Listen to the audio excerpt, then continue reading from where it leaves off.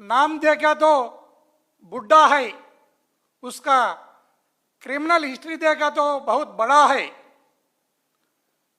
पेरेमो बुढ़ा ion criminal चरित्र बड़ा।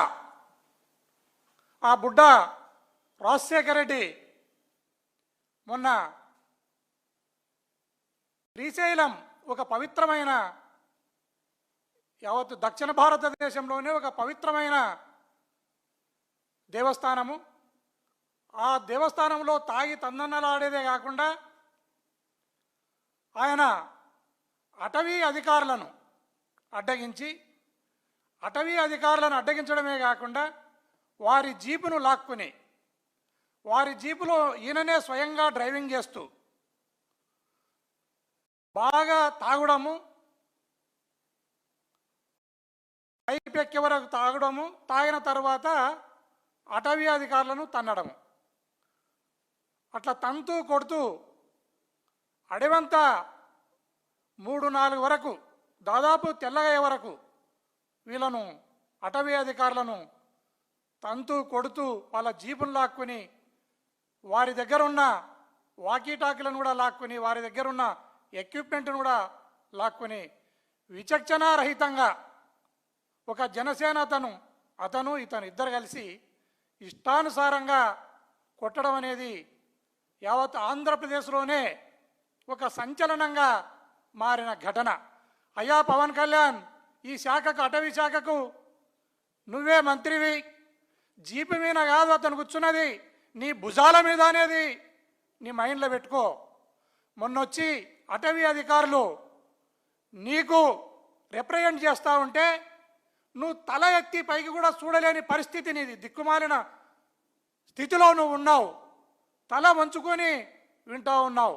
తలను పైకెత్తి కూడా వినే దమ్ము ధైర్యం, ఒక కంప్లైంట్ను బుడ్డా రాజశేఖర రెడ్డి పైన అటవీ అధికారులు ఇస్తున్న కంప్లైంట్ను తల ఎత్తి నిటారుగా నిలబడి వినే దమ్ము ధైర్యం కూడా లేక తల వంచుకొని నువ్వు వింటున్నావు. అది సిగ్గుచేటు.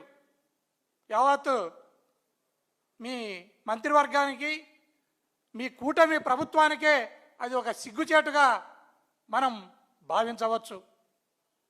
ఈ రాష్ట్రంలో పోలీస్ వ్యవస్థ ముఖ్యంగా నిర్వీర్యం కావడంతోనే ఇలాంటి ఘటనలు జరుగుతూ ఉన్నాయి. ఈరోజు ప్రతిభావంతులైన పోలీస్ ఆఫీసర్లనంతా వీఆర్లోకి పంపుతున్నారు, సస్పెండ్ చేస్తున్నారు, కొందరు ఆఫీసర్లను జైల్లోకి పంపిస్తున్నారు. ఇదల్లా ఎందుకు వచ్చిన బాధ అని కొందరు ఈ రాష్ట్రం వదిలి ఐపీఎస్ ఆఫీసర్లు వేరే రాష్ట్రాలకు బదిలీ పైన వెళ్ళడానికి సిద్ధమైనారు. అదే కాకుండా కొంతమంది అధికారులు రాజీనామా, ఈ ప్రభుత్వం పెట్టే హింసను ఈ ప్రభుత్వం రాసి రంపాన పెడతా ఉంటే తట్టుకోలేక రాజీనామా చేసి పోతా ఉన్నారు. ఈ బాధలన్నీ భరించలేక ఎప్పుడు కూడా ఆంధ్రప్రదేశ్ చరిత్రలోనే లేని విధంగా ఈ ప్రభుత్వాన్ని ధిక్కరించే స్థాయికి పోలీస్ వ్యవస్థ వచ్చింది అంటే ఇంతకంటే నీచం ఇంకే ఏమైనా ఉందా అని ఈ సందర్భంగా నేను ఈ రాష్ట్ర ప్రభుత్వాన్ని ప్రశ్నిస్తున్నాను. ఈ రోజుకు 4 సరెండర్లు రావాలి పోలీసులకు, 4-5 అడిషనల్ సరెండర్లు రావాలి, టీఏ రావాలి, డిఏ రావాలి.